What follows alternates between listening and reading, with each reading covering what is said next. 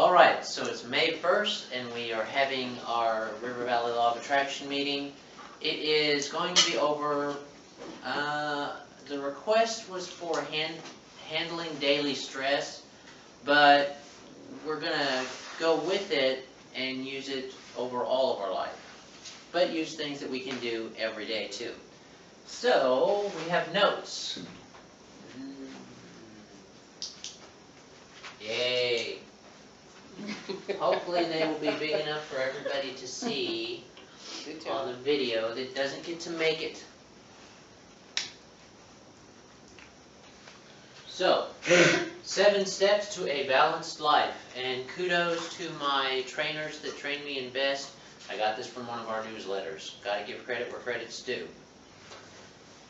7 steps to a balanced life. And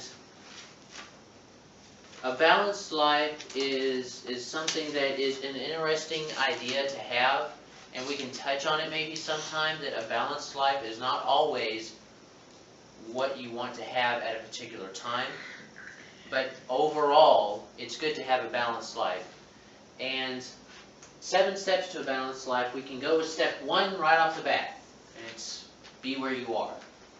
If you want to have, and this goes right into what we requested of having that I talk about managing daily stress. Well, this goes right into it. You're not really wanting to manage stress. You don't manage stress. You alleviate its necessity. Stress will always be there in a sense because you need to have something to push against to feel entertained. But we don't want something that's going to cause detriment to our health. So you need to be where you are. Most of the time we stress out about things that are not where we are right then. We'll worry about things that are not now, and will not necessarily be now for years later. I mean, we'll stress about college when we're, starting to turn 16, 14 sometimes, 12. It depends. Some families stress about college when their kid's still in the womb. Okay. Is that right now? No. Should you plan for it? Sure, plan for it, but is that really going to help you obsessing over it now? Because if it's not, you're not being where you are. You make extra stress for yourself, you make extra pain, and it just totally blows out a balance in your life. So, be present in the situations that you find yourself in. Number 2, focus on the circle of your influence. What is your circle of influence? Because we can think about, oh, be where you are, okay, well, I'm in this situation, and I want this person to react this way. Can you make anybody react a certain way? No. You can't make people do one thing or the other. What is your circle of influence? Well, you can directly influence yourself, and you to a point can influence those around you. If you don't know the president, you have no influence over the president. He is not within your circle of influence. If you have influence over a person or a politician that you know that is in the local government, you can say, hey, I don't like this, this, or this. And then you are using your circle of influence to change, in this example, a civil or social situation in the community. But we have to focus on our circle of influence, because if we try to focus on other people's circle of influence and say, this person should do this because that's what they should do, we can't say that. We can't say what people should do, because we are not in their shoes. We are not in their situation. We do not have their same morals and goals. You can't say, you should do it. You should do this. Now you can say to someone, if it was me, I would do this, because you have your morals and your situation.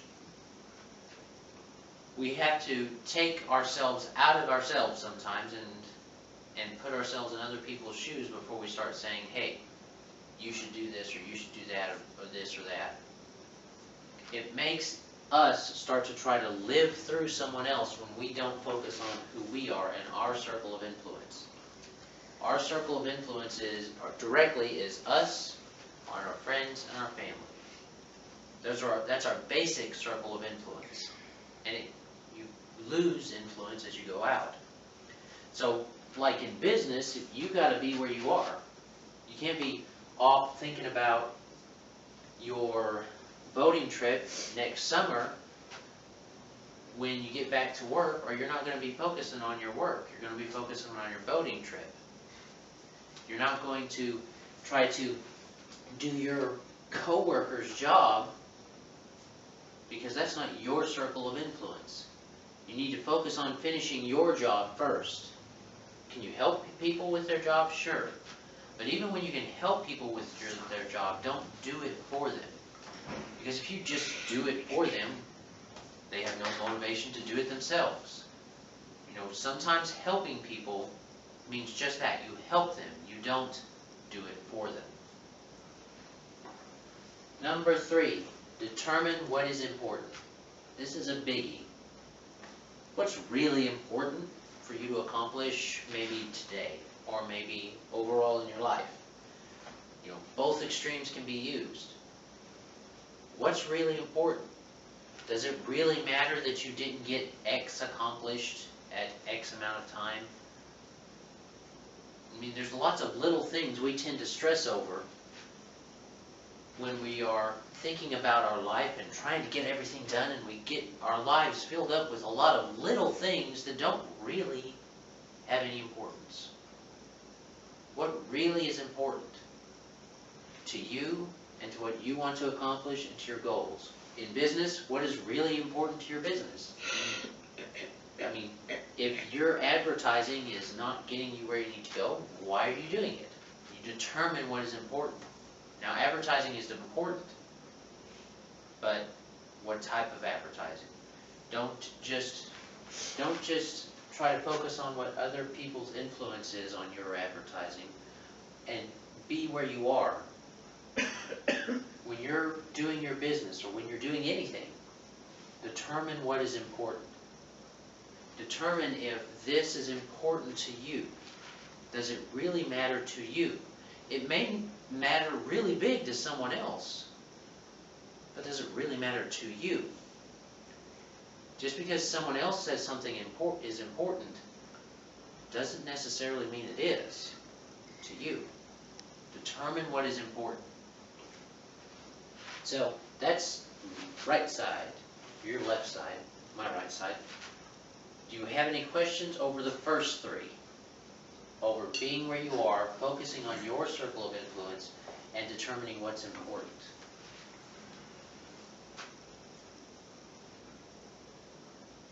No? I think we will have questions by the end, but okay. Right now, I don't think we know what we want to ask. Okay, well, you think about what you want to ask while I talk then. Number 4, and this one's overlooked when you start to think about having a balanced life. Get your body moving. Why is it important to get your body moving? Well, if your body's not moving, your mind is not moving. Think about that for a second. If your body's not moving, your mind is automatically not moving. You are automatically using less of your brain when you are not moving. That's just the basic science of it. If you want to use and activate more of your brain, you keep moving, you keep active, you keep doing things. You don't let yourself stagnate. You don't let yourself sit still. Well, you can sit still, that's another point, but that's a different type of sitting still. You don't sit still and do nothing. You don't let your mind start to numb, because that's exactly what happens when you don't do things. In nursing homes and things like that, people with cognitive disorders oftentimes go downhill, not get better, because there's just no stimulation. It's the same thing every day, day in, day out. You get your pills, you watch the same show on TV every day at the same time. You go to bed at the same time every day. Now, I'm all for routine, and routine is important for people that are losing their cognitive ability. but so is growth and change. You have to have both. You have to keep moving. Physical activity has been shown to boost the cognitive ability of people with Alzheimer's and dementia and all those different degrees of those different conditions. It has been shown to improve that and to improve their ability to reason, to make cognitive decisions. Why? Because their brain is being forced in a good way, not forced in a bad way, to be active. Because if they're walking, they are at least using the motor centers of their brain, which degrade just as fast as anything else when you have Alzheimer's. So we have to be where we are. It doesn't matter what's going on even tomorrow. What are you doing right now? What is the task you are on right now? Don't stress about the next task you have to do until this one is finished. Focus on what your circle of influence is, because you may need someone else's help on the other task, and then you're back messing up both these things. You're focusing on what they have to do on the other thing, and you are neither where you are nor focusing on what you need to do to get it done. And determine what's important. In the said task, what is really important to take care of. When you're trying to clean something up, and clean up a back storage room, is it really important that you're going to, I don't know, clean wash the door today, or something like that? Is that more important than what you're about to start doing? Because those little menial things that can get in our way sometimes distract us from the big goal. That's why we want to have a balanced life, and to stay moving. If you stop growing, you're dying. That's how it works. We're like plants. A plant grows, and then it begins to wither. We're the same. We either keep growing, or we start dying. There's no ifs, ands, or buts about it. Before we start on this side, any questions? Where's the bathroom, please? Number 5. Stop doing what you don't like. And this sounds kind of funny for a thing about balancing your life, but yeah, there's going to be things you don't like to do. Why do you do them then, if you don't like to do them? Now, there are certain things we don't like to do, like pay taxes and things like that. We don't like to do those things, but they serve a necessity, and they do get us things that we want, kind of, if you don't focus on the fact that they overspend. But this isn't a politic thing. Don't stop doing things you don't like, because if you don't like it, why are you doing it? If you don't like it, doesn't it start to violate this determining what's important? If you don't like it, doesn't it kind of keep you from being where you are and focusing on what you can do to make things better and who you are? Doesn't it keep you from moving if you don't like it? Now this is kind of a catch-22 sometimes. People don't like to exercise, but what do they like? They like the results of the exercise. So they've determined what's important, and they like the results, so they're going to continue to exercise. See, even though they don't like exercise, they really do like the results. And you have to do the action to get the results. Therefore, you do exercise, and in a way, you do like it, because you like what happens at the end. So, don't think that that voids you and makes you free from having to do what you really need to do. You stop doing what you don't like and focus on what you do like. Even if you're having to complete a task that you don't like, does it get you to where you want to go from step 3? Because you determined what was important. Step 6, remember to take a break. In a balanced life and managing daily stress, take a break. There have been several studies regarding that that nap that kids take in kindergarten, and they take this. You used to always take a nap in kindergarten. Now they don't. But you used to always take a nap in kindergarten. You had your mat at school, and you laid it out, you took your nap, and when you got up from your nap, you were okay to play again. Well, that actually does serve a purpose. It's okay to take a break. Those 15, 20-minute naps, and there's some studies that say don't go 30 minutes, go 15 and maybe 20, or if you're going to go 30, you may as well go an hour type thing or something like that, because it focuses on it talks about the REM sleep and things like that.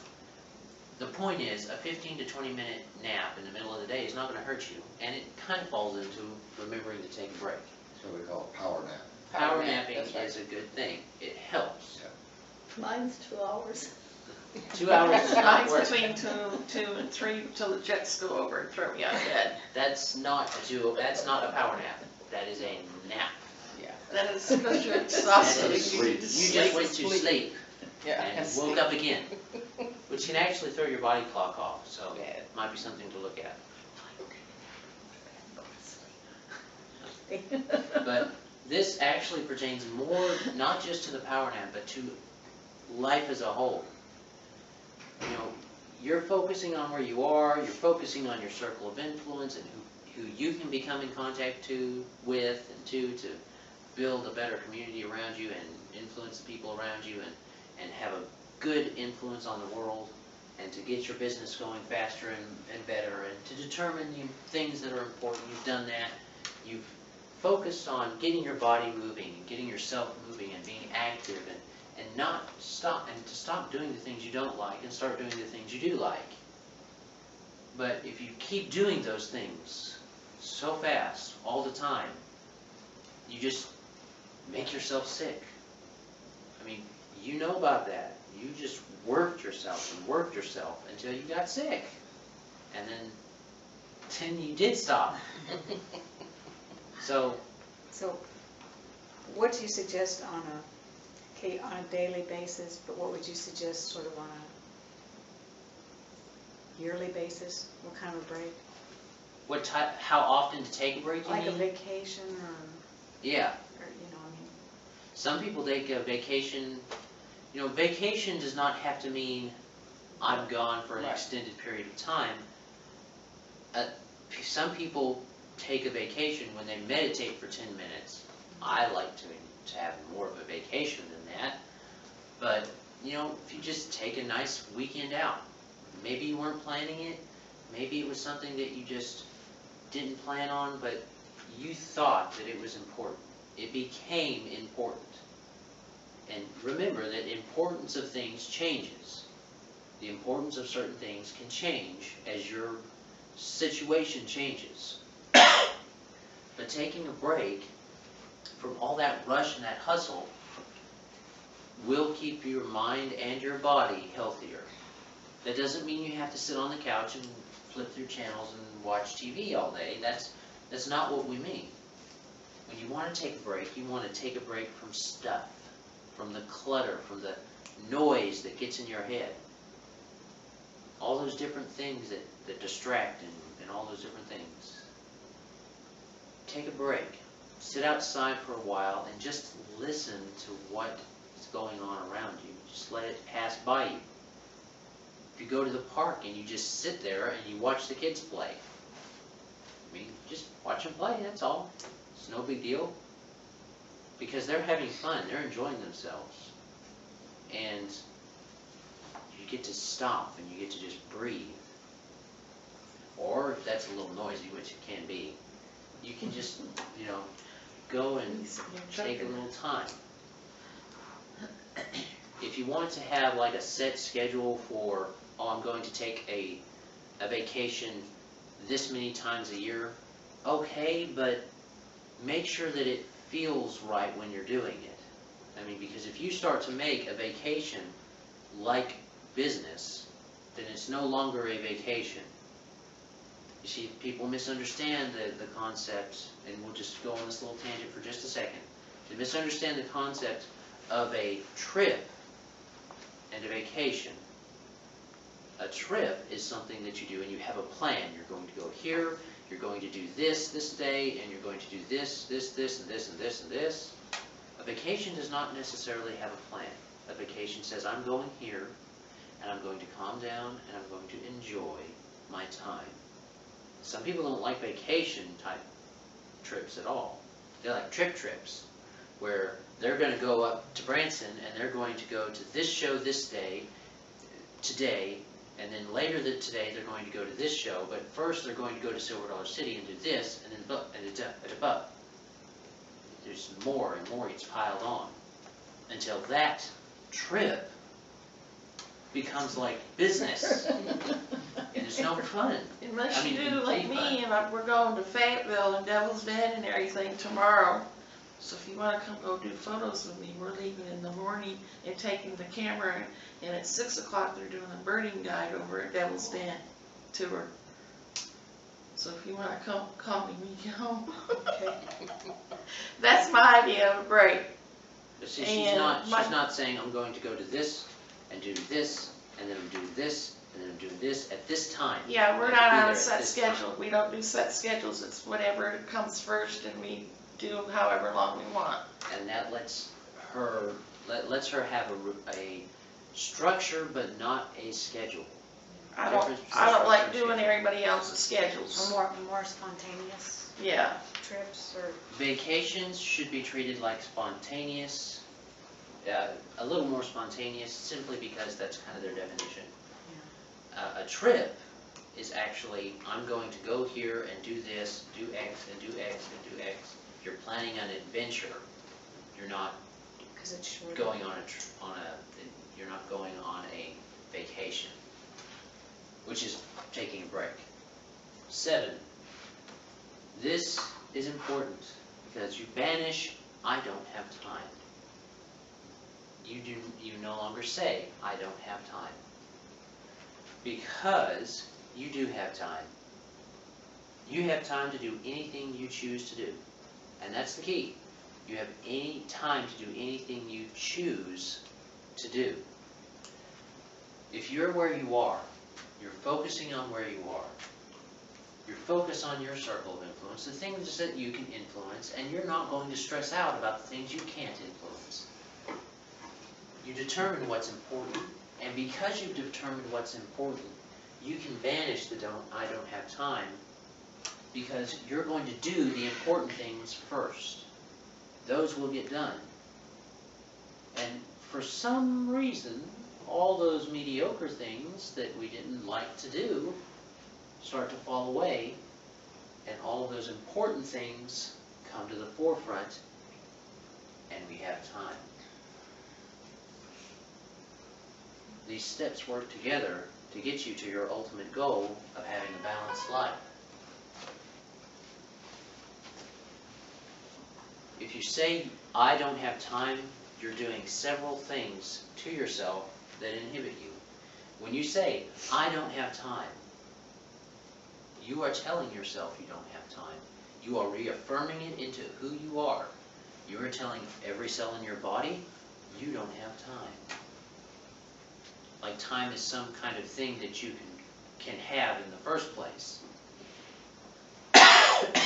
Time is an abstract construct that humans have instituted. Well, unless you believe the Bible, then God instituted time so that we could keep track of it. But humans have put a value on it that makes it some kind of commodity that you can barter and trade with. Time marches on whether you have time for it to march on or not. Time passes. There's that song, time marches on, and then all that stuff. So, you do have time to do the important things if you know what the important things are, and you are where you're supposed to be. You are where you are. You're in the moment, able to accurately assess the moment. So, do we have any questions over any of these steps, or questions regarding something that was said? We learned a long time ago, don't be on anybody else's schedule. Do your own schedule, do your own thing. because then you're on their time and what they want you to do, instead of doing what you want to do. And then you have to sit on their time waiting for things to start, which we've been through places and that. So we learned, okay, we're just gonna go do, and whatever it is we go do it. And it usually revolves around my photography.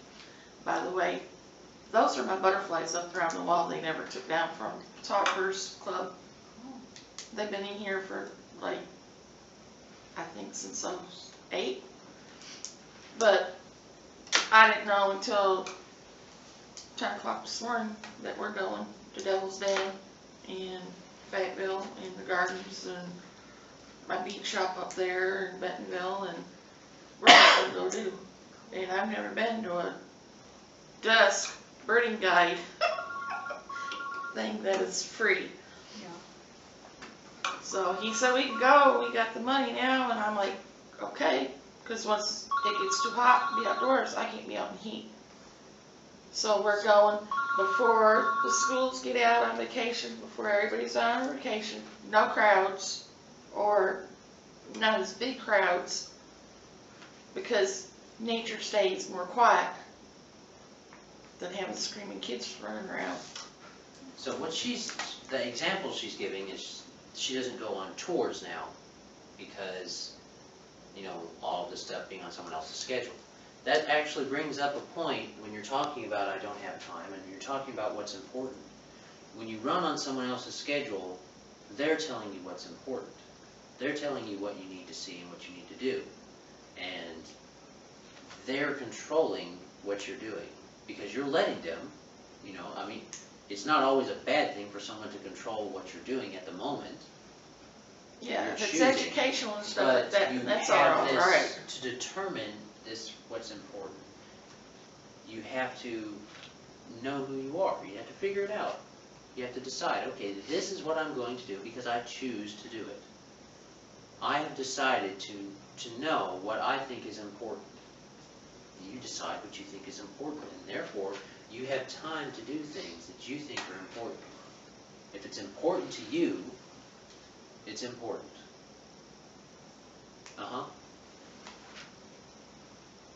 If you go to work, which you have to do because it's important for you to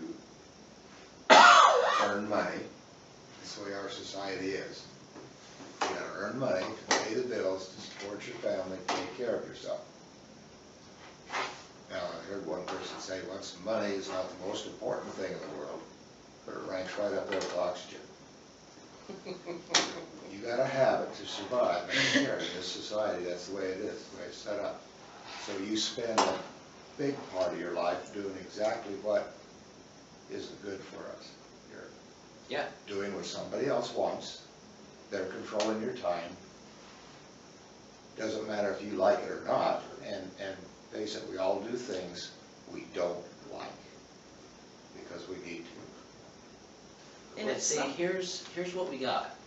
What your example is the classic American example. Yep.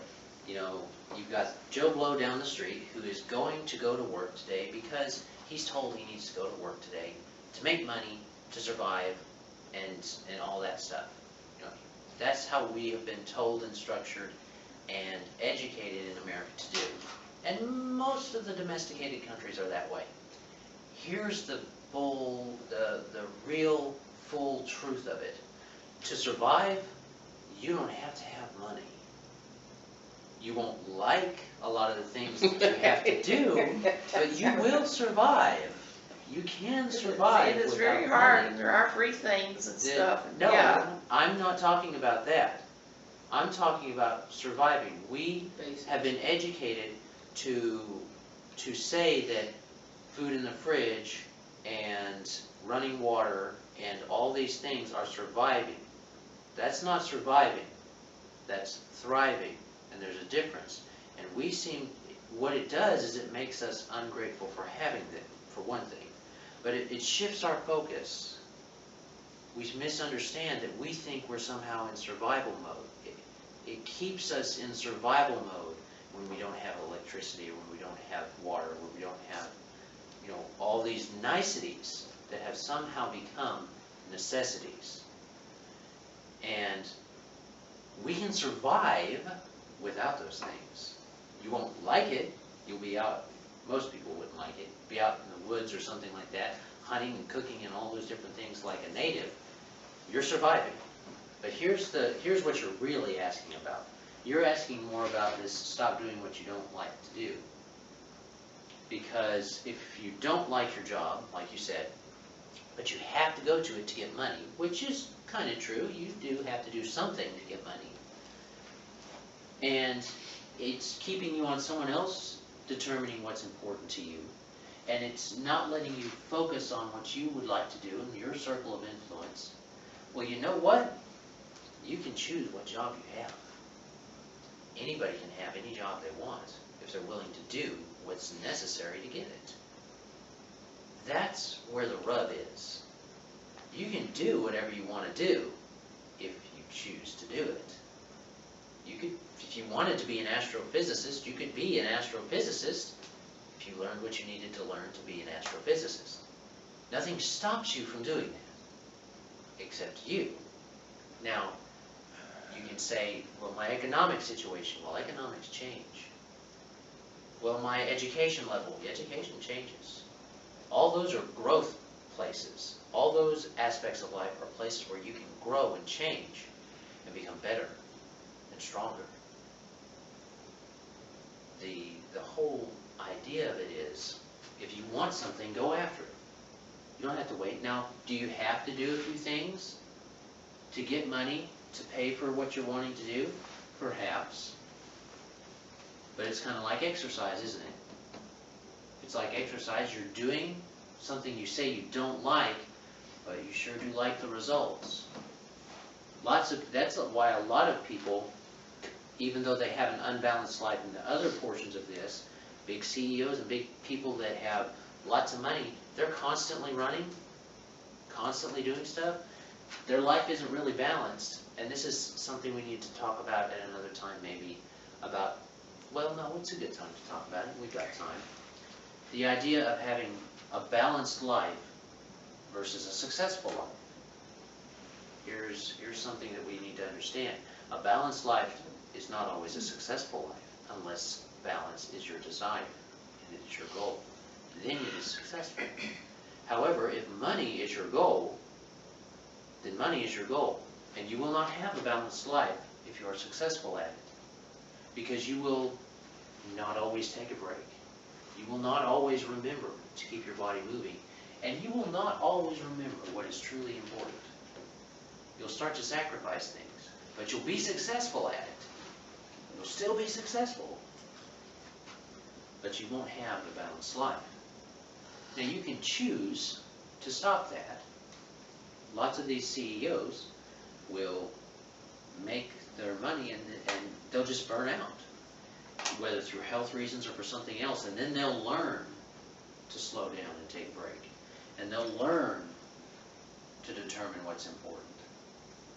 Well, what happens a lot of times if they put all their whole self in their work just to make the money, they never feel successful. That never will be a success point in their life. And that's true. If money is a bad thing to be addicted to. It's really not something that's very nice to have as an addiction, because you're never satisfied with it. Like May said, you just never get satisfied. If money is what you want, once you get say you get $1 million a year, what's your next goal? 2, 3, 4, $10 million a year. Why? Because if that's your only focus, that's all you've got left to focus. A lot of people can live a long time chasing money. They really can. But you're not going to have a balanced life. And I'm not trying to say that you guys have to have a balanced life. Sometimes you need to unbalance your life a little bit to focus on your goal. Sometimes that's okay. But remember that eventually you need to come back to what's important. Step 3 is the cornerstone of a lot of your life. Determine what is important to you. What is important to you? Because if you determine what is important to you, your health will benefit. Because, your health will become important to you. or your time, or your money, or anything that's on here. These things are here to help you balance your life and help you have those steps. But being a little unbalanced is okay. It's okay to be a little crazy. Don't you think that even in Al's example where you have to go to your job, You have to. you have to because you want to, you want to keep a standard of You living. don't have to do anything. Okay, no, but you're going to have to go to your job because you want to keep a standard of living. And even in that scenario, you can still look at the 7 steps within your job. Because if this is where I am. I'm at my job. So I need to be where I am. I can only control what I can control and not freak out because I'm where I want to be or I'm where I have to be. I'm in the moment. Where you choose to be. That's right, because here I am. Okay. Focus on my circle of influence and what I can control. I can't control what my CEO does. I can't control what the snuck do. Okay? Can't control that. I can only control within my circle. Determine what's important. Well, we already got goals. Everybody's got a goal. And even within your job that you may not like, you still have a goal. And that goal might be to get out of that job. Or it might be to advance in that field. All right? So now you determine what's important. You're going to keep moving because that's what you do. And if you're in your job, very few jobs, even though there are a lot of repetitious jobs, you still kind of have to think about what you're doing a little bit. I used to drive a truck, so you know that's true. Stop doing what you don't like.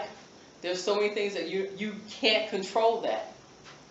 You know what I'm saying? Yes, you can. No, you can't. You can't. Because you really can't. You have the choice to say, no, I'm too bogged down with things. You're back in your job.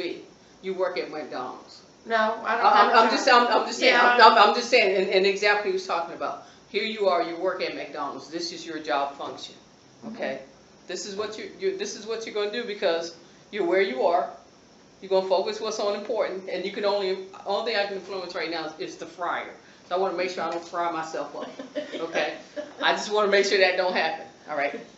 But at some point, keeping the whole thing, I want to eventually get out of this. Okay. So I have to stay focused on what I'm doing. Remember to take a break. All right. Even the government said you get a break every once in a while. And then banish, I don't have time.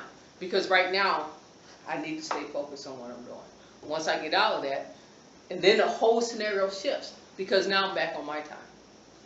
Now, this is when you truly need the balances in your life. Because now you're back on your time. And attitude has a lot to do with it too. If you hate your job, find the good stuff about it, focus on that. Focus on that, yeah. Focus on the bad stuff. And everybody has a choice to say, okay, I'm too bogged down. No, I don't have time for you. I have to do my own thing. Right.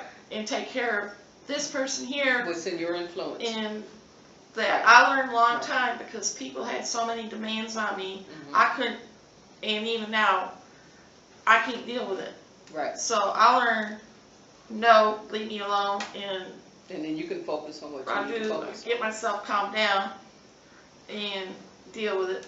Right, and these 7 steps, like you're saying, these 7 steps can go anywhere you want to balance out that area of your life. You can even divide your life up into health, wealth, relationships, and then apply these steps again. Or you can apply them to an individual goal, like we did those goal bubbles. You can apply them to an individual goal on all these different things. Where am I when I'm doing this? Am I focused on what I'm doing? And you have all these different things running through your head, and you say, okay, this is what I'm doing. And it doesn't matter how much you like something, you've got to remember to take a break from it sometimes. Cheryl may love to work with her coffee and stuff, but if it consumes her, she'll burn out. Yep. And then she won't want to do it anymore. And then her dream will die, not because she didn't do it, but because she overdid it. And you really got, most of the time you really got to push that. If it's a real dream and a real drive, you've really got to push it to do that, but it is possible. So apply these as you would to any situation you want to. Health, wealth, or relationships, you can apply them individually to your goals. And it lets you keep your focus balanced, not just in your life, but among your goals as well. Any other questions? comments or observations? May, what did you say? You said, focus on the good things in your life, or in your job? Is that what you said? Well, yeah, if you got a crummy job like working at McDonald's would not be for me, but I guess I can find something good Well, I was about it. thinking- I'd like to find something that I can even do that's not gonna get So me the- in trouble. The idea that you find something good in it, your attitude is good about it. And, you know, we seem to think that this job, oh, I hate this job, blah, blah, blah, blah, blah, blah, blah, blah, and I don't like this job, and all that different type of stuff. But we don't do like May says. We don't find the things that we appreciate about the job. We may find that we don't mind the job, and then after a while you may find, well, I actually like doing what I'm doing. I'm okay. I mean, if someone is content and not necessarily content, there's a difference between content and satisfied. So let's try to work. If someone is satisfied working at McDonald's, then they can work at McDonald's. If someone is content, then that's different. That's another subject. But if someone likes what they're doing as a fry or cook, they can be a fry cook if they want to. You know what? It's their life. It's not your life. And it's not your boss's life. And it's not your coworker's life. And You've got your life. most of the time too, we're not doing job, I mean, even if a person had a job and had to go to it, it's probably a job that you're choosing, because I wouldn't have worked at McDonald's. I mean, I would have had to been to the point of starving to death, and then I would have went to work for McDonald's, but, so you do kind of go to the job that you. Because you You applied for choose it. the job you choose. That's right, you applied for I it. you did. complained one time to my dad, because I said, they don't pay me enough. He says, did you agree to work for that amount? I says, yes. He says, then you have no right to complain. So, Right. And that's just the truth of it. If you're choosing the job you're in, one way or another, you may not like the things that make you choose it. They don't make you choose it. They give you the option to choose Right. it. You don't like the things that end up contributing to that choice, but it's still your choice. Everything in your life is still your choice. You know, you don't have to balance your life out if you don't want to. And like we said, if you're really wanting to achieve something, that usually causes more and more imbalance to come into your life. This is not necessarily bad stress if you rebalance when you're done. If you acknowledge what it is. If you have a certain goal for your business and you say, I really need to focus on this, I'm going to have to give a little bit. And you start to get just a little bit off balance and you're driving towards that. You can give yourself a time limit. You can give yourself, okay, I'm going to do this right now. For this week, I'm going to just drill this. This is what I'm going to do to get this done. And you don't do anything else or anything like that. That's imbalance. But by the end of that time that you've given yourself to do it, you stop. And you come back and you reevaluate these steps. And it lets you say, okay, I've really pushed this week. I'm going to take a break. You want to give yourself enough downtime so that you don't burn up that desire. Because desire can be, a lot of people think desire is like a big, huge bonfire. But once the bonfire is over, the bonfire is over. If you want a real lasting thing, if you want a real lasting success, you get a nice stove that keeps you warm. You toss wood in there every now and then. Keep it tapered down and you let that air flow just right through it. And it lasts all night and into the day and then all night again. Because you've taken the time to take a break sometimes. You're not always stalking the fire. You're not always pushing and pulling and going at it. You stop and you let the fire smolder for a little bit. You take your time. A lot of people miss the journey to their goal because they're so focused on their goal. This happens a lot with kids. People will focus on their kids and focus and boom, boom, boom, you gotta do this with your kids, you gotta do that with your kids, and all this type of stuff. But if you just stop and enjoy them where they are, you have a lot more fun with your kids. If you just stop and enjoy life as it is, you have a lot more fun with life. You get to say, if this person doesn't want to be around me, okay. I mean, that's their choice. I thought they were all right, but that's their choice.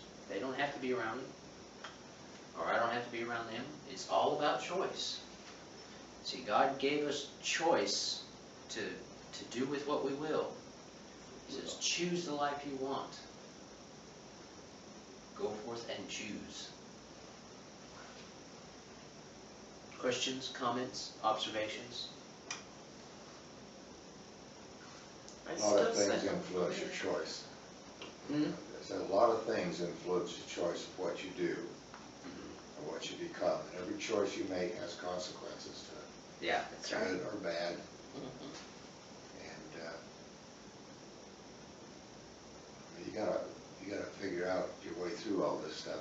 Right. You gotta determine what's important. Yeah, it's important that you, well, let's say you have a family, right? It's important for you to take care of that family. And, you know, you buy shoes for kids, right? So, you sometimes have to do, well, you have to do something in order to get that. And the thing that you have to do may not be what you like. In fact, often it is not. But did you accomplish what was important to you? So it comes back around to that one. Right. And this is an ongoing thing. Right. And you can, those things that influence your choices, like you're saying, are really there. They influence your choices because lots of, just like you have an influence over things around you, other people have an influence over you to a certain extent. You know, you're interacting with them, you're saying, hi, how are you, blah, da-da-da-da.